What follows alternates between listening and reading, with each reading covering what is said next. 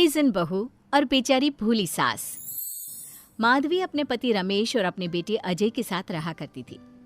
अजय का बचपन से एक ही सपना था कि वो अपनी आगे की पढ़ाई यूएसए में पूरी करे और इसीलिए वो यूएसए पढ़ाई करने के लिए चला जाता है।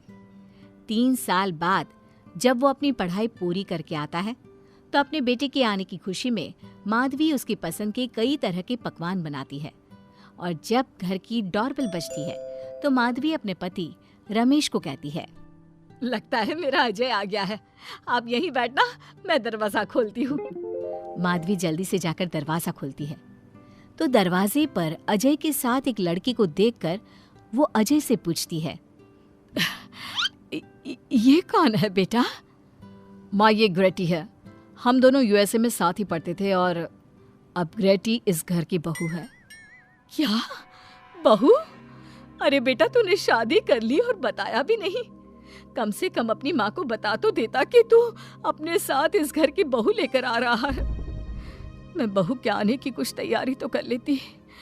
कोई बात नहीं बहू, यही रुक, मैं अभी तेरे लिए पूजा की थाल लेकर आती हूँ। मॉम, आप अपनी ये फॉर्मेलिटीज बाद में पूरी कर लेना। I'm so tired right now. अच्छा डार्लिंग, अपना रूम कहाँ है? कोई बात नहीं बहू, तुम पहले आराम कर लो, तब तक मैं तुम्हारे लिए चाय बना कर लाती हूँ। ग्रेटी अपनी सास की किसी भी बात का कोई जवाब नहीं देती और अपने रूम में जाकर सो जाती है।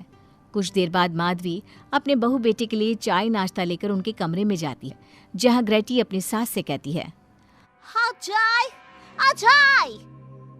क्या हुआ ग्रेटी? अपनी मॉम को बोलो कि अब ये जब भी हमारे कमरे में आए तो नॉक करके आए। आपसे मैं ऐसा ही करूंगी बहू। वो तो आज ही तुम दोनों आए हो तो मुझे लगा थक गए होंगे, इसलिए जल्दी जल्दी मैं ऐसे ही चाय नाश्ता लेकर आ गई।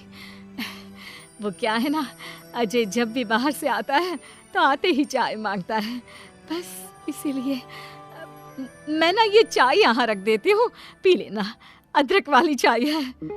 ये बोलकर माधवी वहाँ से जाने लगती है। तभी ग्रेटी अपनी सास से कहती है, जाते हुए अपनी साथ अपनी ये चाय भी ले जाओ, क्योंकि अजय अब चाय नहीं पीता। हाँ माँ, जब से मैं यूएसए गया हूँ तब से मैंने चाय पीनी छोड़ दी है। अभी कम करो, हम दोनों के लिए कॉफी ले आओ। मैं सच में बहुत ज्यादा थक गई हूँ। अरे ठीक है, ला देती हूँ। अच्छा बेटा, तुम्हारे मम्मी पापा इंडियन है या फिर वही अंग्रेजी है? मेरे मम्मी पापा इंडियन हैं, पर मैं शुरू से यूएसए में रही हूँ, इसलिए मैं खुद को अंग्रेज़न मानती हूँ। वैसे अब जल्दी से जाकर मेरे लिए कॉफी लेकर आओ और मेरे बारे में इतना ज्यादा इंक्वायरी करने का जरूरत नहीं है। अरे हाँ हाँ, अभी लाती हूँ। वैसे बहू, मैं तुम्हें ना इंडिया के सारे तौर तरीके सिखा दूंगी। अरे क्या हुआ, तुम्हारी परवरिश अगर यूएसए में हुई है, हाँ तो इंडियन ही ना। आपसे ज्ञान नहीं मांगा है। अब कुछ देर के लिए हम दोनों को अकेला छोड़ दो प्लीज, हाथ छोड़ता है। अपनी बहू की बात सुनकर माधवी वहाँ से चली जाती है। माधवी का उतरा हुआ चेहरा देखकर रमेश माधवी से कहता है, हमने इस नालायक को बाहर पढ़ने के लिए भेजा था और इसने क्या किया, बाहर से अंग्रेजन बहू उठाकर ले आया। माधवी, तुम बहुत भोली हो, पर मैं नहीं। ये लड़की हमारा घर तोड़ देगी, हमसे हमारे अजय को दूर कर देगी। देखा, आते ही कैसे रोब झाड़ रही है, जैसे तुम इस घर की नौकरानी हो। तुम उसको बोलो कि तुम इस घर की मालकिन हो और उसकी सास हो, वो वही करे जो तुम कहोगी। अरे आप बेकार में ही गुस्सा हो रहे हैं। बहू यूएसए की है, यहाँ नई नई आई है, उसको यहाँ के तौर तरीके नहीं पता और वो मुझे अपनी माँ मानती है, तभी तो अपने नखरे दिखा रही है। वैसे भी ना बहू बेटी दोनों बराबरी होती है। माधवी, कौन सी बेटी अपनी माँ से ऐसे बात करती है जैसे तुम्हारी बहू कर रही है? मैं बस तुम्हारे कहने पर चुप हूँ, वरना मैं अपने बहू बेटों को आज ही घर से निकाल देता। ये कहकर रमेश वहाँ से चला जाता है। ऐसे ही कुछ दिन बीत जाते हैं और ग्रेटी अपनी बेचारी भोली भाली सास पर अत्याचार करती रहती है। ग्रेटी अपना सारा काम अपनी सास से करवाती और उसी को भला बुरा सुनाती। ऐसे ही एक दिन माधवी कपड़े धो रही होती है और ग्रेटी माधवी को सताने के लिए अपने सारे कपड़े लाकर उसे देती है और कहती है, मॉम्स, ये मेरे कुछ कपड़े हैं, जरा इन्हें भी धो दो। इतना बोलकर ग्रेटी तैयार होकर घर से जाने लगती है। तभी माधवी उससे कहती है, बहू, आज तुम्हारे ससुर के दोस्त के घर में एक छोटी सी पार्टी है। उन्होंने सह परिवार बुलाया है। मैं चाहती हूँ कि तुम और अजय भी आज हमारे साथ वहाँ चलो और आज ना साड़ी पहनना। मॉम, अभी मैं क्लब जा रही हूँ। रात को मुझे टाइम मिलेगा तो आपके साथ चली जाऊंगी, पर साड़ी बारी नहीं पहनूंगी। ये कहकर ग्रेटी वहाँ से चली जाती है। शाम हो जाती है। सब ग्रेटी के घर आने का इंतजार करते हैं और इस वजह से कोई भी पार्टी में नहीं जा पाता। इंतजार करते करते रात के 12 बज जाते हैं। 12 बजे रात को ग्रेटी नशे की हालत में जख्मी घर आती है। अपनी बहू के सर और हाथ पर लगी चोट देखकर माधवी परेशान हो जाती है और जल्दी से फर्स्ट एड का बॉक्स लाकर अपनी बहू के सर पर पट्टी करती है।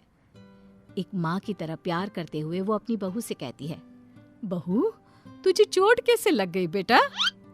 मैं घर आ रही थी, एक बाइक वाले से मेरी टक्कर हो गई। कोई बात नहीं बेटा, कल सुबह होते ही तुझे अपने फैमिली डॉक्टर के पास ले जाऊंगी। अच्छा, अब तू ना आराम कर, मैं तेरे लिए अभी हल्दी वाला दूध लेकर आती हूँ। माधवी, मैंने तुम्हें पहले ही समझाया था, ये अंग्रेजन हमारे घर के लिए ठीक नहीं है, पर तुमने मेरी एक नहीं मानी। अब देख लो, आज इस अंग्रेजन बहू की वजह से सारे मोहल्ले में हमारी नाक कट गई है। आज सब हम पर हंसते हैं और ये सब कुछ तुम्हारी वजह से हुआ है, तुम्हारी छूट की वजह से हुआ है। ये कहकर रमेश अपने रूम में चला जाता है, पर माधवी अपनी बहू की पट्टी करके उसे उसके कमरे में जाकर सुला देती है। अगले दिन माधवी ग्रेटी को लेकर अपने फैमिली डॉक्टर के पास जाती है, जहां ग्रेटी देखती है कि उस डॉक्टर की बहू ने साड़ी पहनी है और एक संस्कारी बहू की तरह घर में पूजा पाठ करके अपने सास ससुर के पैर छूकर उनका सुबह सुबह आशीर्वाद लेती है। डॉक्टर की बहू को देखकर ग्रेटी को अपना बर्ताव याद आता है और उसे एहसास होता है कि वो अपनी भोली और मासूम सास के ऊपर कितना अत्याचार करती है, पर फिर भी माधवी सबसे लड़कर हमेशा उसका साथ देती है। ये सब देखकर ग्रेटी को पश्चाताप होता है और कुछ देर बाद वो दोनों दवाई लेकर घर आती है। जब माधवी ग्रेटी को दवाई खिलाने के लिए उसके पास जाती है तो, मॉम, मुझे माफ कर दीजिए, मैंने कभी भी आपके प्यार को नहीं समझा। आप पर इतना अत्याचार किया, आपकी बेइज्जती की, आपसे घर का सारा काम करवाया। आपने मुझे कितनी छूट दी, पर फिर भी मैं आपके साथ इतना बुरा करती थी। और आज जब मैं नशे की हालत में चोट खाकर घर आई तो भी आपने मुझसे कोई सवाल नहीं किया, उल्टा आपने मेरा साथ दिया, मेरी सेवा की। और जब मैंने डॉक्टर की बहू को देखा घर का काम करते हुए, अपने सास ससुर की सेवा करते हुए, तब जाकर मुझे एहसास हुआ कि मैं कितनी रॉन्ग थी। एक इंडियन होकर भी एक बहू के कर्तव्य से दूर रही और आपके ऊपर अपनी अंग्रेजी का रौब झाड़ती रही। मुझे माफ कर दीजिए सासू माँ। बेटा, अक्सर बच्चों से गलतियां हो जाती है। ऐसे भी सुबह का भूला अगर शाम को घर आ जाए तो उसे भूला नहीं कहते बहू। और मुझे बहुत अच्छा लग रहा है ये देखकर कि मेरी अंग्रेजन बहू कितनी समझदार हो गई है। जिसके बाद माधवी और ग्रेटी एक दूसरे को गले लगा लेती है और उसके बाद से ग्रेटी एक संस्कारी बहू की तरह रहती है और अपनी सास को किसी भी शिकायत का मौका नहीं देती। अपने सास ससुर की बहुत अच्छे से दिल से सेवा करती है।